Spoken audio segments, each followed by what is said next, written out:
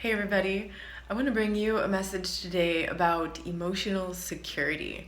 This is something that's been on my mind. I hadn't identified it as such until I got these text messages from my astrologer yesterday that was talking exactly about this.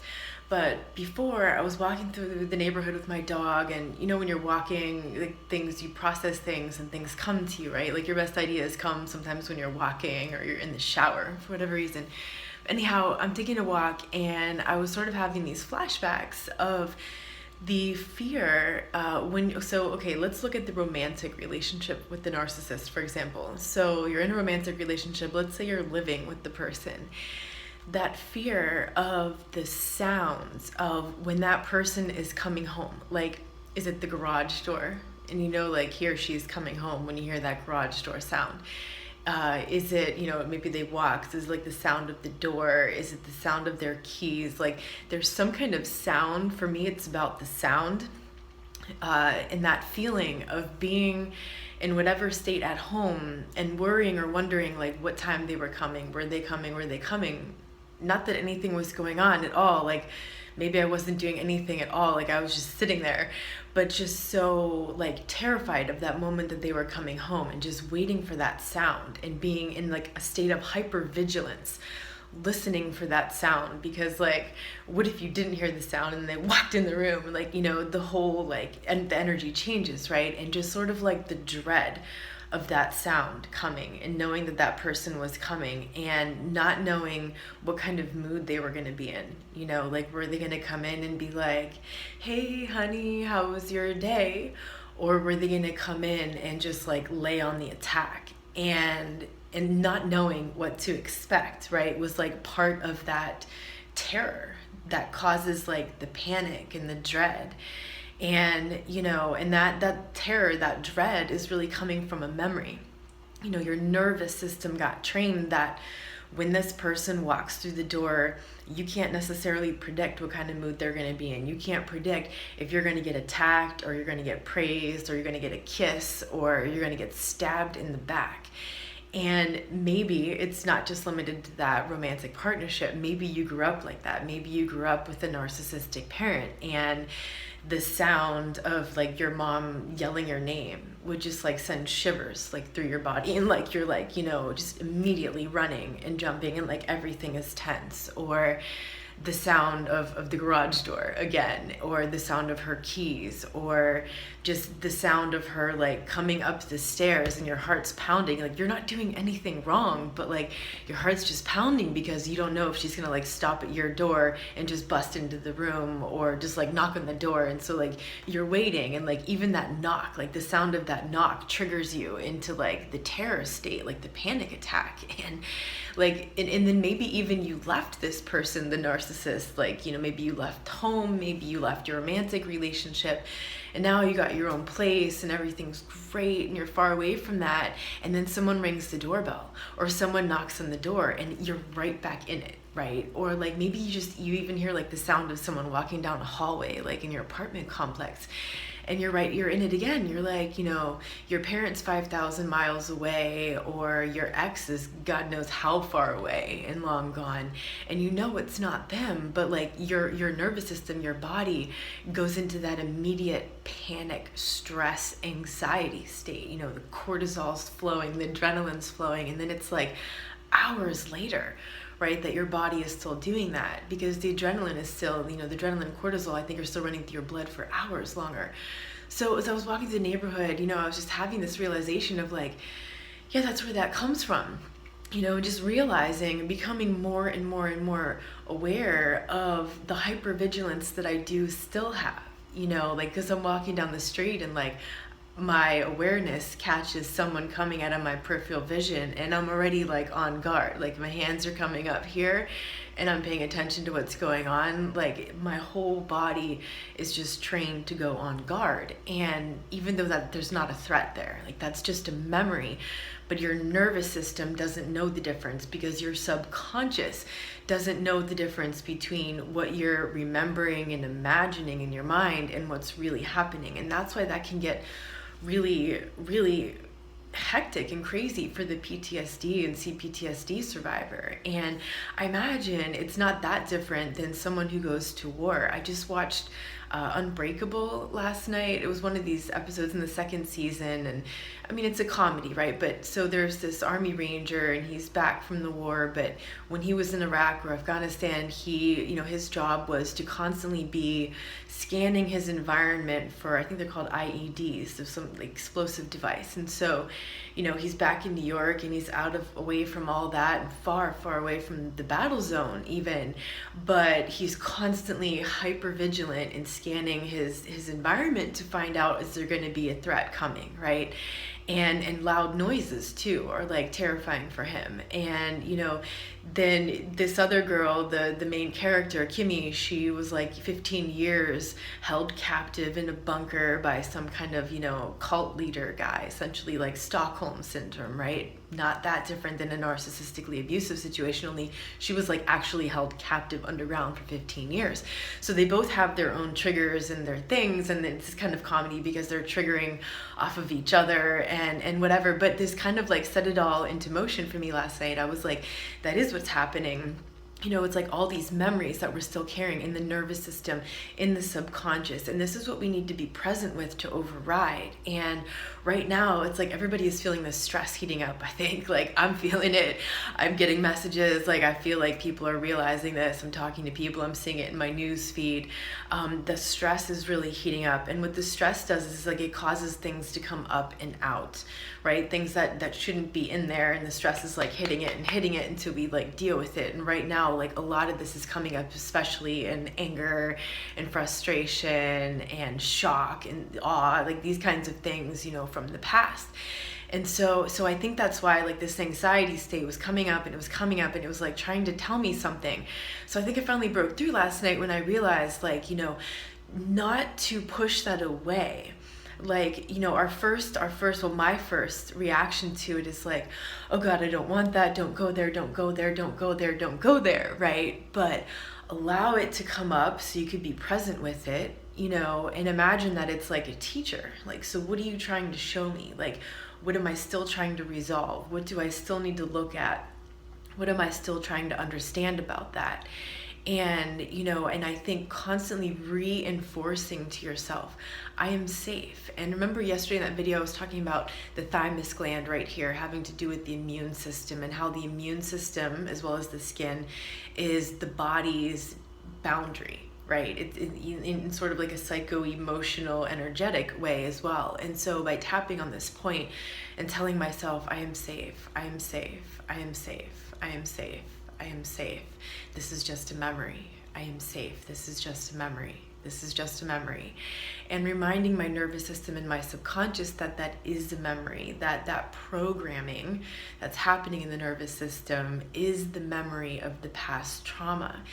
And it doesn't go away immediately, but it can go away, and it gets better. Like where I'm at right now with that anxiety and that panic, significantly better than where I was 6 months ago, a year ago, several years ago, or like immediately right after one of those experiences like blew up or imploded or whatever happened. And, and you go right into that PTSD crash as soon as you get to the safe place, as soon as you escape and you get to that safe place, it's like it all comes out. It just like explodes, and you feel like you're losing control of everything. It's just that it has to come up and out. You had to stuff it down while you were in the moment. It was survival. Like, guys at war, ladies at war, you can't be dealing with emotional shit. You're at war. There's like bombs flying. Your life is at risk. You're in a narcissistically abusive relationship, and you feel like your life is at risk. And maybe it physically is, or maybe it's just like that psychological sense of like annihilation of self that's happening, that you're terrified for your life.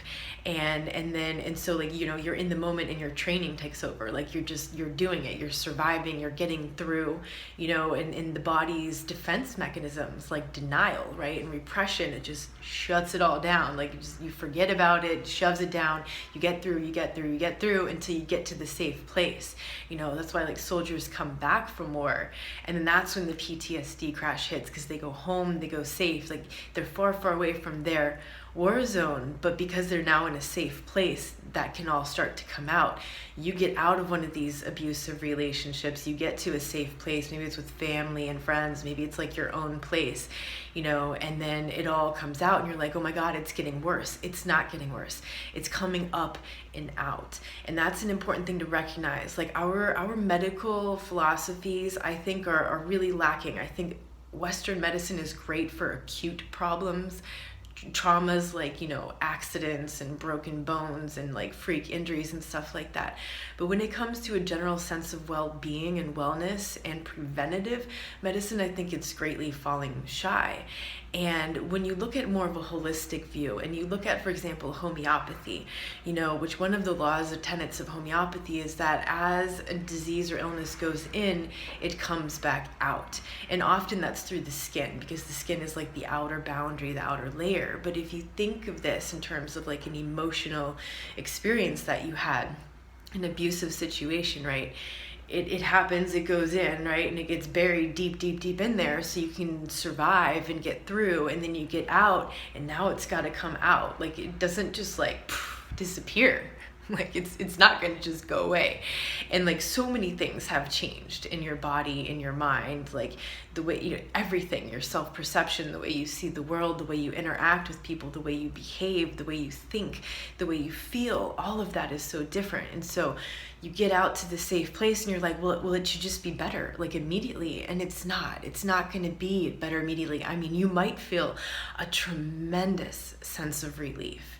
You might even feel a tremendous sense of peace because that person isn't just constantly at you, and that's wonderful. But once you get to that safe space, understand and allow for this to happen where things come up and out so you can deal with them. And the important thing is to deal with them, to see them for what they are and resist that urge to stuff it away. And there's going to be moments where like you got to run to a business meeting, you got to do things or that, and you got to shove it down. Like you have to have that self-control, afterward, where you can be like, okay, this is not the moment to deal with this. Mental note, I need to deal with that. Let's put that right here for right now. I got to be on my A game. I got to take care of this.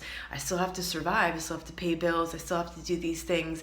Got to take care of the kids, the dog, whatever, and you got to do that. Okay, now you go home and you allow that space, whether it's through meditation, if you want to formally call it meditation, or maybe you just want to sit and kind of reflect on things, maybe you want to do art, and as you're painting or drawing, like you're processing the emotion. Maybe you like to dance and move, and as you're moving, you're processing and things are coming up and you're having realizations about things. Maybe you like to take walks and do this. Maybe you like to write.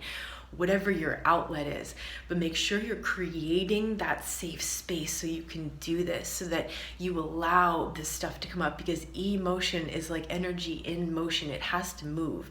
It can't be stuck there too long, and yeah, there are moments of absolute utter survival where you have to shove it down, you have to stuff it down, and that's why we have these unconscious or subconscious defense mechanisms, like the denial, like the repression, right? They just kick in automatically.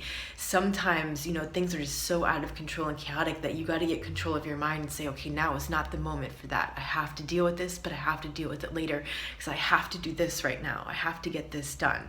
I have to be totally present and capable in this moment to do this.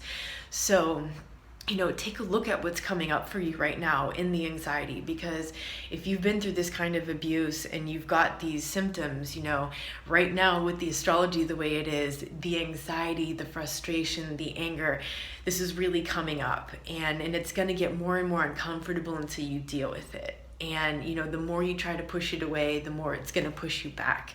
So instead of pushing it, open to it and allow it to be, acknowledge it for what it is, and then decide what you want to do with that. Because it doesn't have to be forever. Just because it is now, or it is there, or it's a memory of the past, doesn't mean it has to forever be like that. And I think sometimes we want to look away from things because we're so afraid to look at them. If we look at them, it's like we make it so real. And like, what if we look at it and then it's like forever like that? But it's not. It's not forever like that. Nothing is forever in this life. So don't be afraid to take a look at it, because by looking at it, by observing it, you're already changing it. Remember, that's quantum physics. The observer affects the experiment. So simply by being aware of it and looking at it, it's already changing, and then once you see it differently and from new perspectives and, new awareness and this sort of thing, now you can take new actions. And as you take new actions, you get new results in life. And as you get new results, then you form new perspectives and new belief systems about what's possible in life and what's possible for you. And then that encourages you to take more new action and do more new things and change things in your life. So it becomes a very positive feedback loop. So I wanted to put that out there for you guys, because I know this is probably really coming up, and that's just like, it's a key thing, I think, for a lot of us. It's something I hadn't really identified for a while, that nervous system programming, the hypervigilance, the fear of the sound of someone coming back or someone coming in, or what mood was someone going to be in, or even just like, the sound of hearing my name, or the sound of keys, or the sound of a door could easily trigger me into that state, because I hadn't dealt with that, and hadn't recognized that. So remind yourself, that's just a memory. It's just a memory, and you're safe now. Tap on that thymus gland. It's just a memory. I'm safe now. It's just a memory. I'm safe now. And see what else is there for it to teach you, because there's got to be something still there. If you're still holding on to it, there's something left unresolved. You have to have some kind of realization about it in order to process that, so that can flow again, so it's not stuck there anymore. So I hope you guys are having a great Friday. I'm sending you all a big hug.